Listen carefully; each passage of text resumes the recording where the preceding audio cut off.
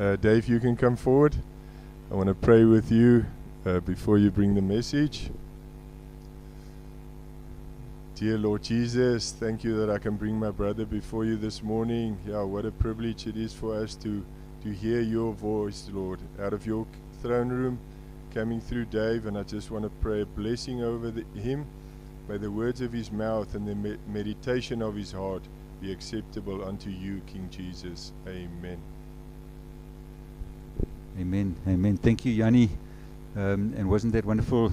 So to hear that feedback of your trip, and there are a number of things that I want to touch on there that are real examples of your passion over there for the gospel. And so we are busy with this month, this thing of being a witness, and we felt to do it because we completed the 40 days of purpose.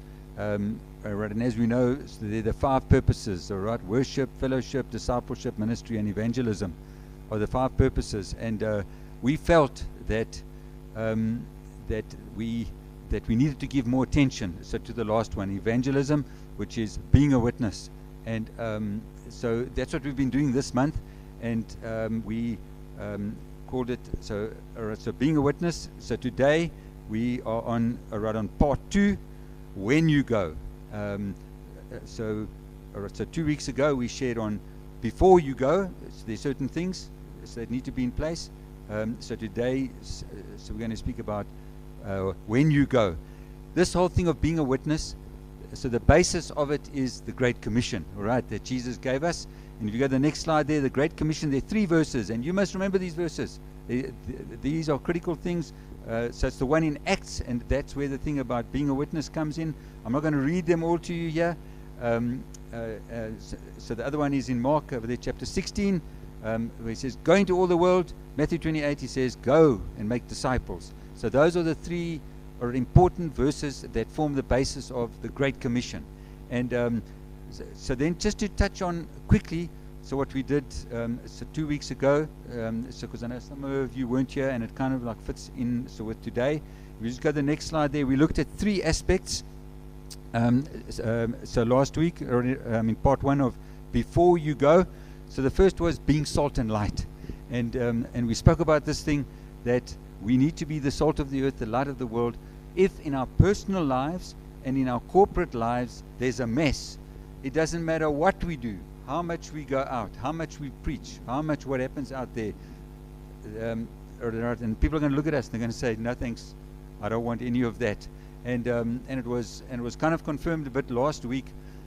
So with Marco, we brought a strong message, and he said, so one of the things that he said is that God will not bless a church and add to the number if in that church there's disorder and disunity.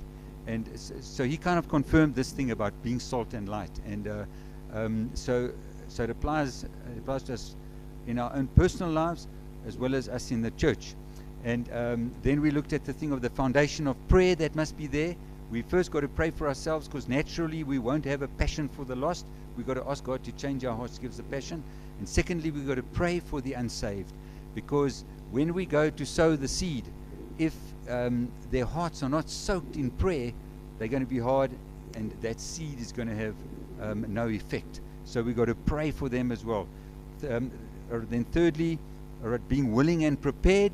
And so I'm going to touch on that a little bit more, because that's part of personal evangelism. It's part of personal evangelism. And and so we'll touch on that now again. So today, what we're going to look at, so that's part of this, this part 2 is when you go, is 3 aspects. So the first is types of evangelism, and there are other guys who call it methods of evangelism. There was one guy who speaks about the evangelism toolbox. So these are the different ways that you can evangelize. I like the toolbox idea, because there's no one size fits all. And when you're in a situation, you can reach into the toolbox and bring the right tool for that situation. And but we're going to stick to the types of evangelism for today. There were two other points that are part of this when you go.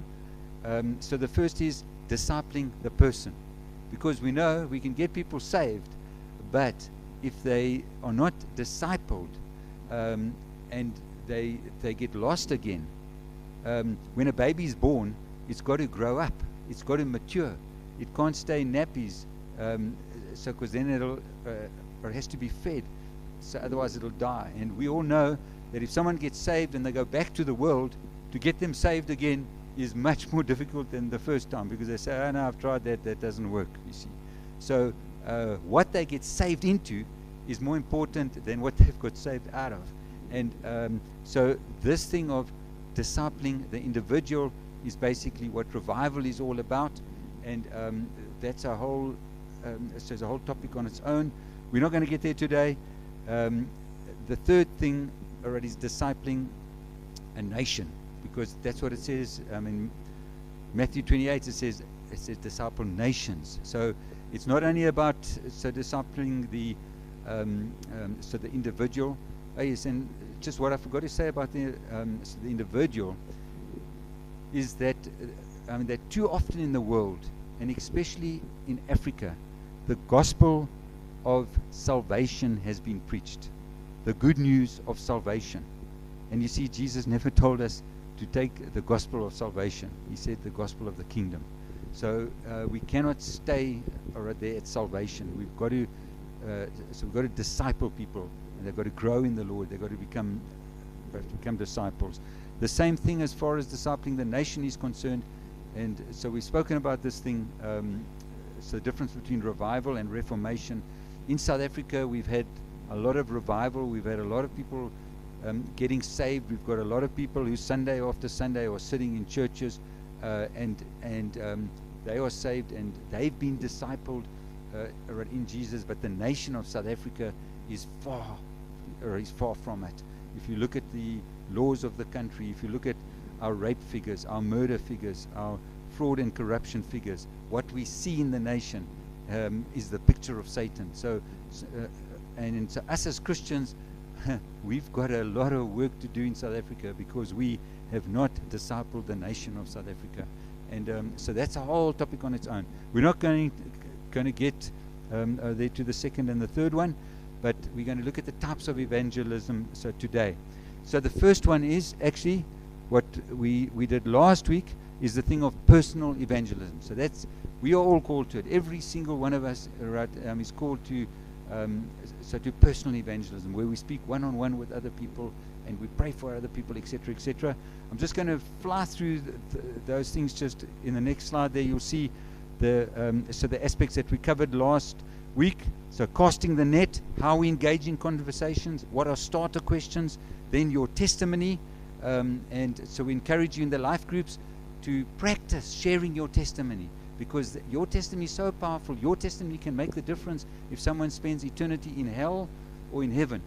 So don't just go out there never having practiced it. Practice it in your life group, practice it with someone else, so that you refine it. And so what we learned there is, so that you share your life beforehand, not the whole thing, only life beforehand. What was the turning point, how you got saved, and the difference it makes now. Then the gospel in a nutshell. Do you know how to tell the good news of Jesus Christ in a nutshell? Maybe in 3 minutes, maybe in 5 minutes, maybe in 10 minutes. And so that we think about that, we give some thought to that, we practice that we know what we're going to do, because it might make the difference. We let her look at the sinner's prayer, how you lead someone in a prayer, so to accept the Lord. The next steps, very important. What happens after that? The guy accepts the Lord. Now what do? You just leave him. Say, best of luck. No, you. So there are 3 easy steps. You encourage them to talk to God. That's prayer. Read the Bible, and they can start in the book of John, and then belong. Very, very important. Belong to a small group and belong to a church. Or there's another way. So to remember it easy is 3 gets and a go. Get baptized, get in church, get in the Word, get in prayer, and go tell someone. So that's what we covered last week in personal evangelism. So we carry on today. Power evangelism is the first one there you'll see. Power evangelism. So power evangelism is when there's a demonstration of the power of God through signs, miracles, and wonders that happen in front of people who see the thing and who then come to believe and get saved. So this is a powerful way of getting people saved. We know that Jesus is our best example always. And if you just go to the next slide there, we'll see the scriptures of Jesus. In Matthew 11 and verse 4 is where Jesus is speaking to the disciples of John. And he says, "Go back and report to John what you see and hear. The blind receive sight, the lame walk, those who have leprosy are cured, the deaf hear, the dead are raised, and the good news is preached to the poor." In John it says, "And a great crowd of people followed him because they saw the miraculous signs that he had performed on the sick." So Jesus, he performed, he healed the sick, and all those things happened. And when people saw the power of God, they followed him and they believed. They said, "You are the Christ." So it was a demonstration of the power of God. So Jesus gives us the same thing. In Mark 16 there it says, "Go into all the world and preach the good news to all creation, and these signs will accompany those." He's promised that when we go, those things will happen, because then that will be a demonstration of the power of the Holy Spirit, and people will see the things and they'll get saved. So that is where power evangelism is so powerful. The apostles, so that is an example of Jesus. So the apostles is another example. Right in Acts chapter 5 it says, "The apostles performed many miraculous signs and wonders among the people. Nevertheless, more and more men and women believed in the Lord and were added to their number," because of the signs and the wonders. As a result, so the people brought the sick into the streets and laid them on beds and mats, so that at least Peter's shadow might fall on some of them as he passed by. Crowds gathered also from all the towns surrounding Jerusalem, bringing their sick and those tormented by evil spirits, and all of them were healed. So there was a great demonstration of the power of God, and we know what happened in that in the early church, in the book of Acts. People got saved and were added to their number. 3,000 on the first day, then 5,000, and it grew. So people got saved through power evangelism. And we know that Paul was the same. He said, "My message and my preaching were not with wise and persuasive words, but with a demonstration of the Spirit's power." So to give you an example, from our more recent history, I read the testimony of Reinhard Bonnke. So you've all heard of Reinhard Bonnke. He says that in 1922, his grandfather, who lived in a small village around East Germany, in a forest, the area, his grandfather, he had this condition of arthritis, pain over his whole body, that was so excruciating that he used to scream out aloud that the whole village heard him. He'd been to all the doctors, he'd tried everything, nothing helped, and so they all knew him. So what happens in 1922 is there are these missionaries who come from America, and they get lost in the forests of Germany, and they land up at this village. So these guys, so their first question is, they say, "Are there any sick here who we can pray for?" And everyone says, "Oh yeah, there you can hear him screaming or in pain. Go up there, old Mr. Bonnke." Well, it's Mr. Bonnke, I don't know how old he was. So they go into the house there, and they lay hands on Reinhard Bonnke's grandfather. And as they lay hands on him, a bolt of power comes from heaven and instantaneously heals him. He's completely cured, and he jumps up, all the pain is gone. And he and his wife, so they accept the Lord Jesus on the spot. These guys, so these missionaries knew enough to say, "Okay, that's not all. We need to pray for the baptism in the Holy Spirit." And they said, "What is the baptism in the Holy Spirit?" He said, "Hold your hands up." And they prayed, and they filled with the Spirit. They start speaking in tongues. And that Bonnke family, the eternal destiny of that Bonnke family was changed on that day for eternity. And don't think it stopped there, because Reinhard Bonnke's dad grew up in that home. I'm not sure how old he was then, but he grew up in that home. He became a pastor, and Reinhard grew up right in a home, so with a pastor as a dad, and he got called to Africa, and they say that there were 79 million is the number of people who got saved so through the ministry of Reinhard Bonnke. So from one power evangelism, from one demonstration of the power of God, think of the consequences, right to 79 million people who got saved. So there's a wonderful story and testimony of Reinhard Bonnke. And so you're going to say, yeah, but I'm just an ordinary Christian. I can't do miracles and wonders and all that stuff. Yes, you're right. You can't do any miracles and wonders. And but Jesus said we would do greater things than even he did, you know. And I want to encourage you. Miracles and wonders, yeah, is up there. But you know what? You can pray for people. You can. Is there a willingness amongst us to pray for people? Because you know what? You're never going to see anyone get healed if you never pray for or if you never lay hands around on people and pray for them. I was amazed. This one guy, he shared this testimony about this. He said that many times it has happened where he has gone, he's asked people if they're sick, and they said yes, and he's prayed for them. Also in restaurants, etc., all over on the streets. And many times the person has not got healed, but they get saved because they can't believe that someone would even care for them enough to come and pray for them. And you see, none of us can heal anyone. We can't heal anyone. Jesus can heal them. So the healing part is not up to us. So you don't have to feel bad if they get healed or not, because it's not up to you anyway. Our part is to lay hands on the sick, and then it's Jesus' part is to come and heal them. And if he doesn't heal them, there's nothing we can do about that. So it's just an encouragement right in this whole area of so power evangelism. Okay, next slide there, Jan. Alright, is prophetic evangelism. So prophetic evangelism is where the Holy Spirit gives you a prophetic word or about someone or about something that's going to happen, and you share that with someone, and as you share that, they realize, wow, this is God speaking, and they struck, and they give their hearts to the Lord. So that's what prophetic evangelism is. The best example always is with Jesus.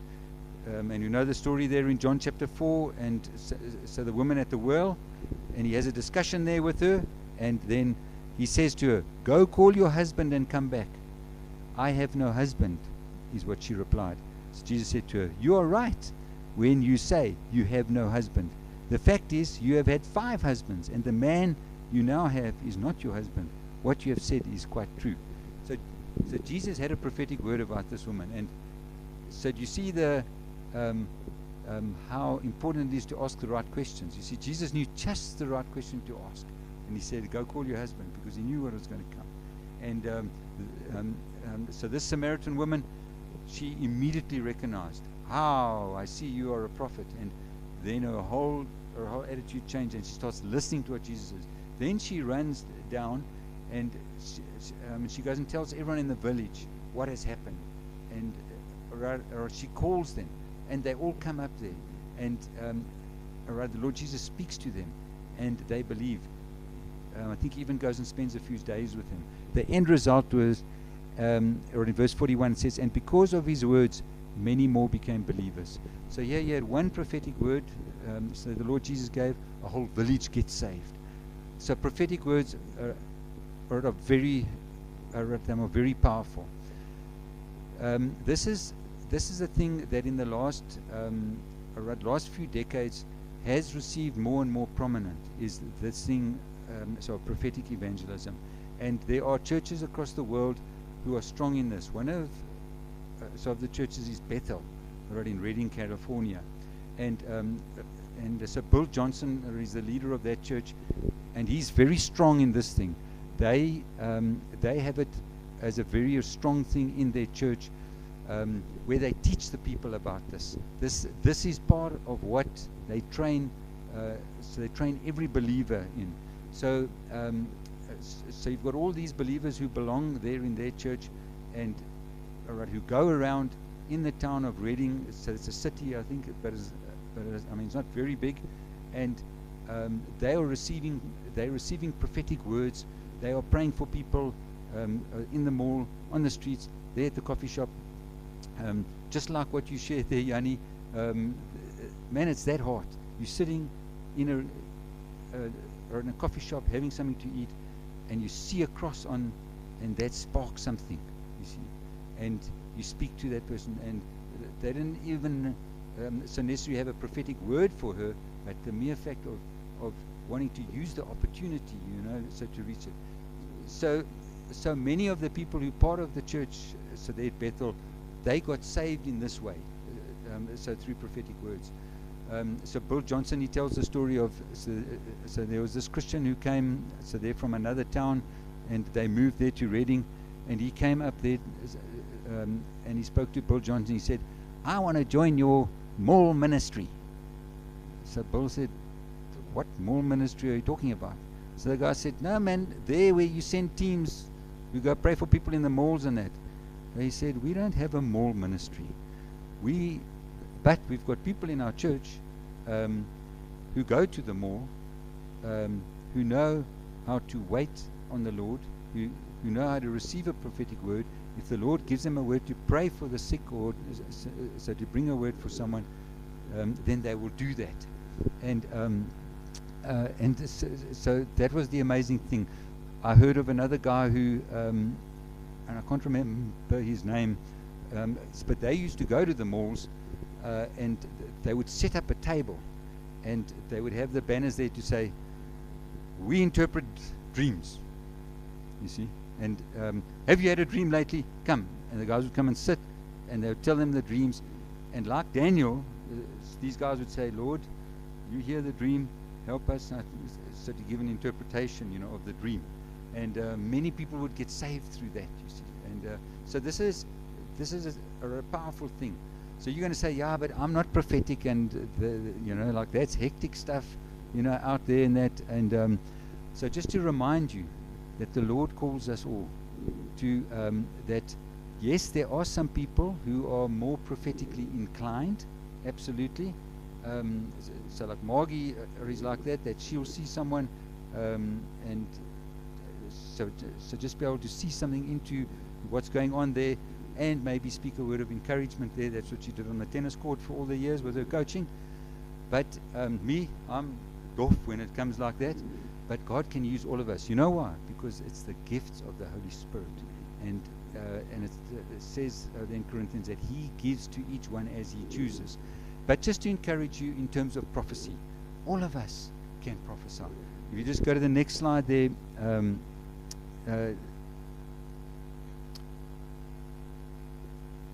I forgot about Peter. So this thing of prophetic evangelism, how powerful it is. This is a wonderful example, and we know the story of Peter. So when he was on the roof, and he got that vision of the chochas that he had to eat, and he said, "No, Lord, I can never eat of those chochas."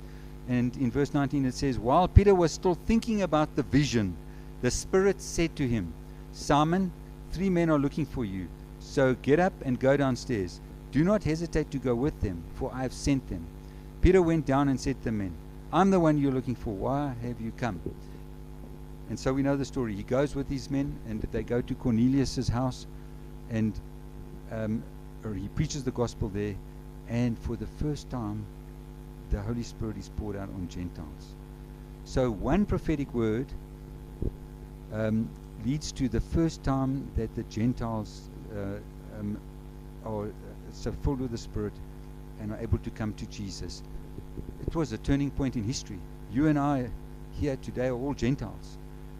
As a result of this prophetic word, all the nations of the whole world are now able to come to salvation. Because up to that point, the Jews understood that so that God and Jesus was for the Jews, because that's the way it was up to this point. So as a result of this prophetic word, the the good news of Jesus was able to go to all the nations, so the whole world, including us. Okay, so here, who can be used right in prophetic evangelism? All right, Acts chapter 2, it says, in the last days, God says, I will pour out my spirit on all people. Your sons and daughters will prophesy. Your young men will see visions. Your old men will dream dreams. Even on my servants, both men and women, I will pour out my spirit in those days, and they will prophesy. So can you tell me a group of people who's not included in that list? Your sons and daughters, your young men, your old men, women, men and women. That includes us all. That includes us all. No one's excluded out of that list. Then we know that Paul also said there, he says, around Corinthians, he says, follow the way of love and eagerly desire spiritual gifts, especially the gift of prophecy. So he puts an emphasis there. We know that, so the gifts of the Holy Spirit are explained in 1 Corinthians chapter 12. And if you just go to that there, because this includes so the prophetic gifts as well as the power gifts. So next slide there, Jan. Right in 1 Corinthians chapter 12, it says, now to each one the manifestation of the Spirit is given for the common good. So to one there is given through the Spirit the message of wisdom, to another the message of knowledge by means of the same Spirit, to another faith by the same Spirit, and another gifts of healing by that one Spirit, to another miraculous powers, and to another prophecy, and to another the distinguishing between spirits, to another speaking in different kinds of tongues, and to still another the interpretation of tongues. All these are the work of one and the same Spirit, and He gives them to each one just as He determines. So that last verse is critical. All these are the work of one and the same Spirit. It's the Holy Spirit who gives these, and He gives them as He chooses. He gives the right gift for the right situation. He doesn't give a word of knowledge, but if a gift of healing is needed, He gives the right gift. All that's required on our part, right, is to be available. Right, is to step out. And I think that's what Yanni was saying. We need to be bold. We need to be bold to step out. And yes, there are some, there's some cautionary things, right, in terms of giving prophetic words. So there needs to be a great humbleness. So with us, that we can make mistakes, we can get it wrong. You need to be careful of prophesying things, major direction things in people's lives, like that is the man who you will marry, or that is the town that you will go to. So don't start with those things, because it's a gift that grows. So there's a word of caution in this, but if you never step out in it, that gift is never going to grow. So that's all right. Is prophetic evangelism. The next one, or it is preaching evangelism. So preaching evangelism is when the gospel of Jesus Christ is preached, when the good news, so the word gospel means good news, when that is preached of what Jesus has done,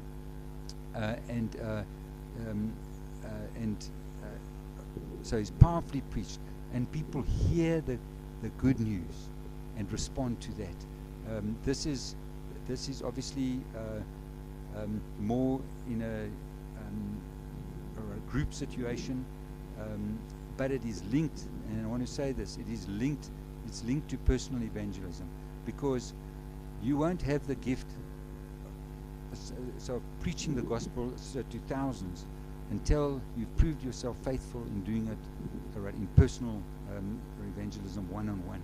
So that's where it starts. It starts one-on-one, and so as the gift grows, then the Lord will expand your metron. Our example is always Jesus, and we see in Matthew there, it said from that time on, so Jesus began to preach, repent, for the kingdom of heaven is near. And in verse 23, it says, Jesus went throughout Galilee, teaching in their synagogues, preaching the good news of the kingdom, and healing every disease, every sickness among the people. So we know that Jesus preached, and it was powerful. We know the people said, we've never heard preaching like this. He preaches with authority. All right, there was a power in his preaching, and many people got saved. So as a result of Jesus, we know as well.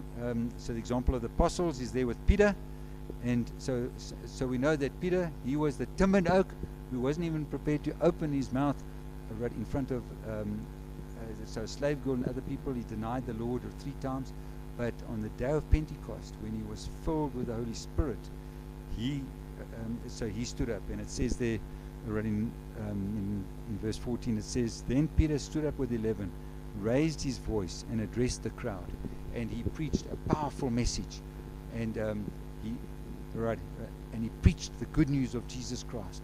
And in verse 37, at the end of that, when the people heard this, they were cut to the heart, and said to Peter and the other apostles, "Brothers, what shall we do?"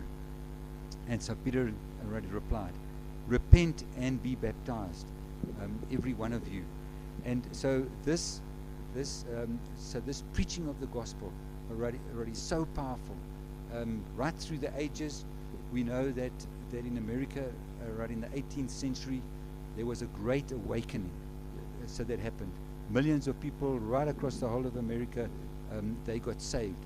And so Yanni was talking about the Bible Belt when I spoke to him as well. So that whole southern region there was greatly influenced, and even to this day it's called the Bible Belt because right of that, so that great awakening that happened. And one of the guys who was instrumental in that is a preacher by the name of Jonathan Edwards, and he preached powerfully, and many people got saved. So the start of it, of that great awakening, is he preached the message that was titled "Sinners in the Hands of an Angry God," and he gave it stick, and he preached it so that he basically preached the hell out of people, because when they heard what hell was about, they made the decision, I don't want to go there. And so preaching the gospel is really powerful. It's the other guy who comes to mind is the prince of preachers. Is Charles Hedgen Spurgeon, as Uncle Angus always says, and he started at a young age, and he preached. They had to keep moving buildings because wherever he preached, the people got saved, and then they couldn't fit in there.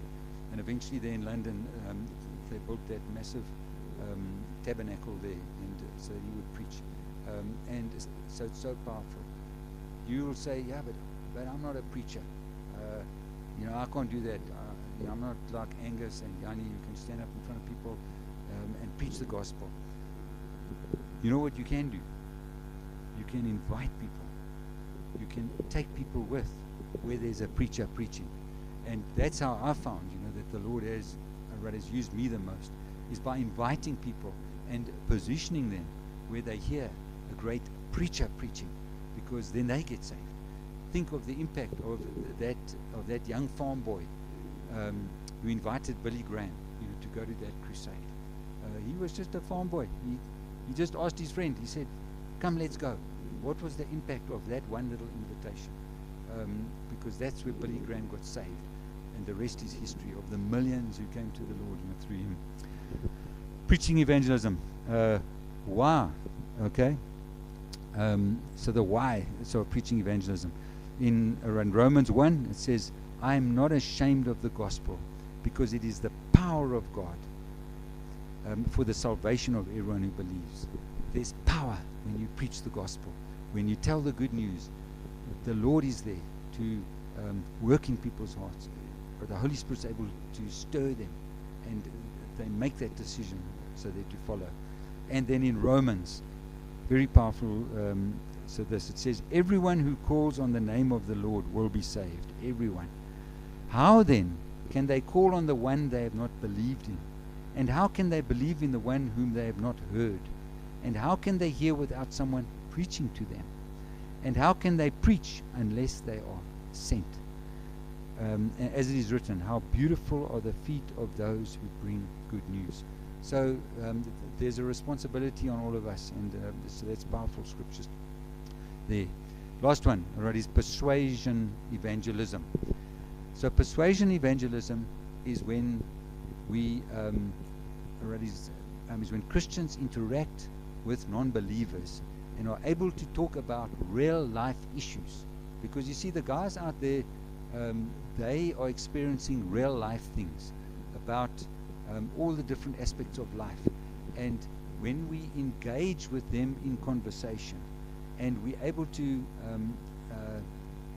help them so with principles and ways and truths that come out of the Word of God, and in that way that we're able to persuade them, make them see the error of their ways, make them see that that thing that they're believing in actually holds no water.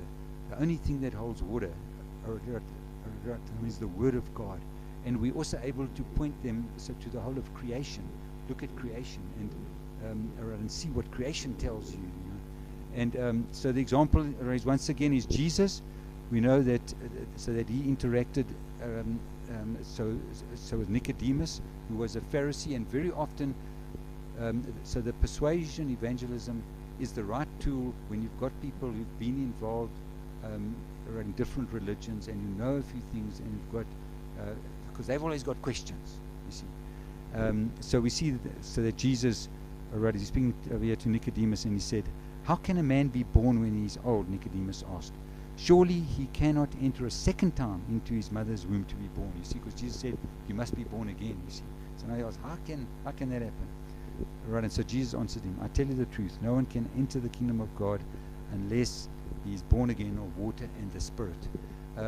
And so we see in that chapter how Jesus he spoke with Nicodemus. So because Nicodemus knew, he knew so what was in the law, and he was able to reason with him. And so we know, that Nicodemus, he was one of the Pharisees, who came to believe in Jesus. So the example, so there of Paul, right in Acts, over there, chapter 17, and it says, "As his custom was, Paul went into the synagogue, and on three Sabbath days he reasoned with them from the Scriptures, explaining and proving that the Christ had to suffer and rise from the dead. This Jesus that I'm proclaiming to you is the Christ," he said. But some of the Jews were persuaded and joined Paul and Silas, as did a large number of God-fearing Greeks and not a few prominent women. So there we've got Paul, who's in a different situation. And I think he was in Athens, if I'm not mistaken, and it was Greeks there, and they loved like philosophy and all that kind of stuff. And he meets them at their level, and he speaks to them on that basis, and he reasons with them, and many who come to believe. There's a recent example, of someone who functioned in this, or in this area, of reasoning with people. Can anyone think who I'm referring to? Charlie Kirk. This is what Charlie Kirk did. He went to the colleges and the universities. He would go and sit there at a table, and he would get them to come and ask their questions. Why was this so powerful? Because the colleges and the universities across America have been filled with leftist ideologies, all that are all anti-biblical, and that are based on human, rational, and logic, and are contrary to the Word of God. And he was able to sit there, and when they throw questions at him, he was able to debate with them and show them from the Word of God what is the truth, you see. Because at the end of the day, it's only the truth that counts. Because these guys, so these young minds have been formed there at these colleges and these universities that are filled with leftist ideologies, or so secular humanism and all these other things, Marxism, the whole lot. And he's able to reason with them, he's able to speak with them, and show them. So this is a powerful way. So I know that this is so this is one of the ways, that I have often found myself involved in. I've got a very good friend who's a doctor, and he's been all over the world, and he's lectured all over the world. He's been in, he's tried various religions, things, And so he's got a lot of worldly wisdom. And when we start speaking about things, and then I'll say, yeah, but it works like this and this. And then he looks at me and he says, I've been to the latest conference, this thing, and that's what they're talking about. How do you know about it? I say, well, it's a biblical principle, you know. And we've had discussions from how to raise children. We've had discussions about leadership. We've had discussions about abortion, about this, about that, about many different topics. And he's always shocked that what I say is what the latest oaks are starting so to say out there. You know, it's the top guys. And now he understands that comes from, so it comes out of the biblical principles. And it's so much so that now he leads a number of organizations, is involved in major decisions that's reached the point where he phones me up and he says, Dave, we've got to make a decision about this. What does the Bible say about it? You know, and so this is a powerful way, you know, that we can interact. But there are a few things involved here that we must be cautious of. Number one, we've got to listen. We've got to listen first, and I'm not always so good at that, but we've got to hear what they are saying. Number two, we need to do a bit of research. We need to know what we are talking about. There are worldviews out there. There are ideologies, whatever you want to call them, mindsets out there that are contrary to the Word of God. And there are many of them, and we've spoken about them before. We've done a whole series on so the 6 different ones that are in South Africa. We need a little bit of information about these things, because these things are coming up all the time. If we're not sharp to them, then our children will start to walk in these ways. And if we're not on the ball with these things, we'll think, oh, it's okay because it's a new thing. We need to know and have a knowledge of these things so that we can show where, according to the Word of God, these things don't line up, and why they will always fail, because they are contrary to the Word of God. Then the third thing is we've got to know how we bring those biblical principles. So it says, Uncle Angus says, it's all written in my agricultural manual. Everything that we need to know about life here on earth is written up in or it's in the Word already. It's all there. So we just have to know where it is, and how to explain it. Also, we must use creation to explain things. And this is very powerful, because you will get people who say, yeah, but you use the Bible to explain everything. That's your truth. My truth is something else. They'll say, yeah, there's the Quran, and the Hindus have their things, and there's so there are all these other books, and so each one has their truth. We must be able to use creation, you know, so to explain things. Like, for example, just to give you an example, I love the discussion. I love to meet people who believe in abortion, and because they will say, you know, so the whole issue about abortion is it's my body, it's my decision. You see, so that's what they say. So the baby's in here, it's my body, it's my decision, and biologically we can prove them incorrect, because if you understand DNA, every cell in that woman's body has the same DNA, but the DNA of that child is different. So there, from a biological point of view, because you see, those people doesn't help to tell them that the Bible says that you come into being at the moment of conception. They say, yeah, but that's your truth. I don't believe that. But when scientifically we can show them that no, you're wrong, lady. If you think that fetus is your body, you're wrong, because it doesn't have the same DNA as you. It's a unique creation. There's never been another creation like that. So we can use the Word of God and creation to in our discussions in terms of in terms of persuasion, evangelism. It also doesn't help to win the argument and lose the soul.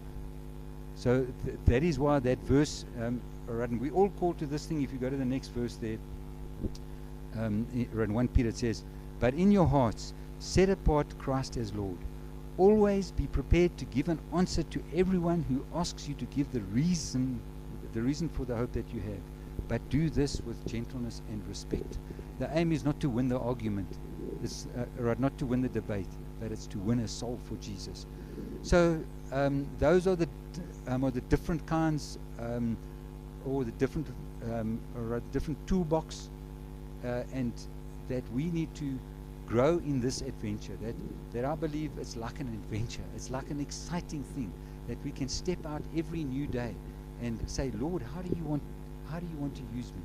Is it power evangelism? Is it personal evangelism, or power evangelism, or is it prophetic evangelism, or is it preaching, or do I just have to invite someone so to listen to a preacher, or was it persuasion evangelism?